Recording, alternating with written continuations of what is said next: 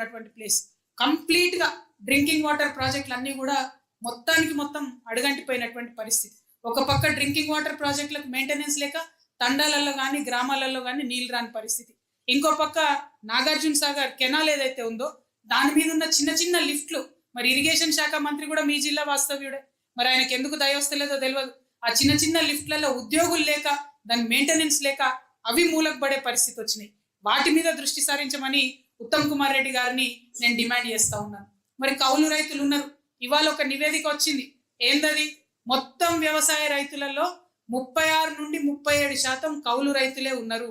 అంటే పట్టాదారులు ఎవరైతే ఉన్నారో, భూమి ఓనర్లు ఎవరైతే ఉన్నారో అందులో 36% మంది వ్యవసాయం చేస్తలేరు, కౌలు రైతులు మాత్రం చేస్తున్నారు.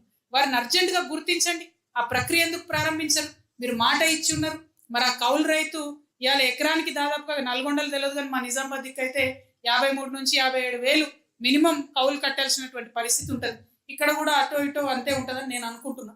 మరి అంత కౌలు కట్టి కూడా రైతు భరోసా ఎవరికైతే అన్నకు వస్తుందో, భూమి ఉన్న అన్నకో చెల్లెకో వస్తుందో వాళ్ళు కౌలు రైతుకి ఆ డబ్బులు ఇవ్వరు. అంటే స్టార్టింగ్ లో మొత్తం కౌలు రైతు కంప్లీట్ గా ఆయన్నే పెట్టుబడి పెట్టుకోవాల్సిన పరిస్థితి ఉంటుంది. మరి రైతు భరోసా ఇస్తా అన్నటువంటి వారు మీరు ముందు గుర్తించండి కౌలు రైతులు ఎవరని చెప్పి నేను డిమాండ్ చేస్తా ఉన్నాను. రెండవది, రైతు కూలీలను గుర్తిస్తామన్నారు. వాళ్ళ గురించి ఇంతవరకు ఒక మాట మాట్లాడలేదు. రైతు కూలీలకు 12,000 సంవత్సరానికి ఇస్తామన్నారు. వాళ్ళ గురించి మాట్లాడలేదు. వ్యవసాయాన్ని నరేగా స్కీమ్ ని అనుసంధానం చేస్తామన్నారు.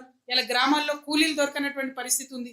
ఓ పక్కనేమో బీజేపీ వాళ్ళు ఆ ఉన్న రైతు మొత్తం పథకాన్ని, నరేగా పథకాన్ని ఎత్తేసే ప్రయత్నం వాళ్ళు చేస్తున్నారు. అనుసంధానం కూడా చేయకుండా కాంగ్రెస్ పార్టీ మాట ఇచ్చి తప్పించుకొని తిరుగుతుంది. అంటే 1-2 కాదు, చెప్పుకుంటూ పోతే బోలెడన్ని బాధలు ఉన్నాయి, బోలెడన్ని కష్టాలు ఉన్నాయి. ఇవాళ నల్గొండ రైతన్నలందరికీ మాత్రం నేను ఇవ్వాలనుకుంటున్న భరోసా ఒకటే. ఖచ్చితంగా మన ఈ రాష్ట్రంలో, ఈ నల్గొండలో ఆనాడు ఈ బాధలు పడలేకనే మా భూమి మాకు కావాలని చెప్పి బందూకులెట్టినటువంటి రైతన్నలు ఉన్న నేల ఈ నేల. మీరు ఎట్టి పరిస్థితుల్లో కూడా నిరుత్సాహపడకూడదు. ఏ గ్రామానికి ఆ గ్రామం రైతులు మనం ఒక సంఘంగా ఏర్పడాలి. రైతుకు రాజకీయంతో పని లేదు.